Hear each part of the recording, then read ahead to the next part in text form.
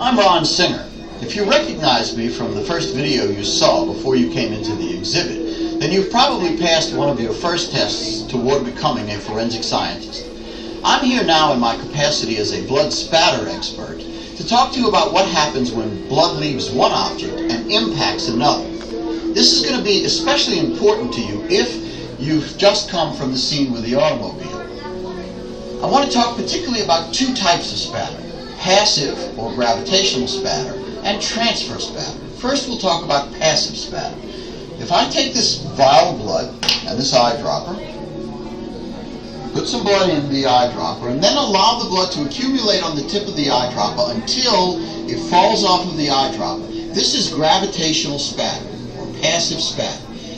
If an object has blood on it or is bleeding and is walking through a scene, drips will come off periodically. And when you look at the scene, what you'll see is a trail. That indicates movement through that scene. The other type of spatter that I'd like to talk about is transfer spatter or a transfer stain.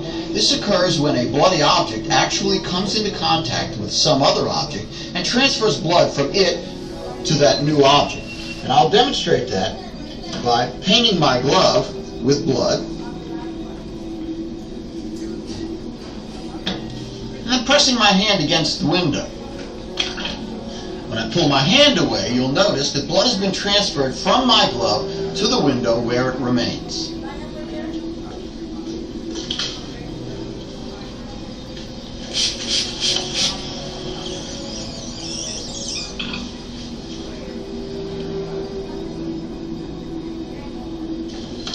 Okay, we've talked about passive spatter and transfer spatter.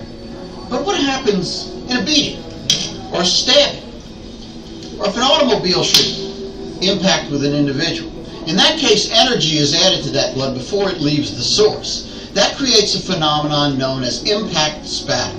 Now, we can create impact spatter in the laboratory in a number of ways. One of our favorite ways, though, is to use a rat trap that we've modified to hold blood. When the trap is set, blood is added and then sprung. The result is impact spatter. I can also create impact spatter, though, using my own hand. If I take blood and apply it to my fingers and then use force to fling it off, the result is impact spatter. You'll notice that the spatter you see is smaller in size than the spatter that you saw with passive spatter. Now, if the blood is deposited and another object should move through it, the result is a smear. It's a very characteristic smear that you see when an object moves through drying blood. The last thing that I'd like to talk to you about is what happens if an artery is severed. In that case, every time the heart beats, the blood is forced out of that open artery, creating a situation known as projected blood. I can create projected blood using this syringe.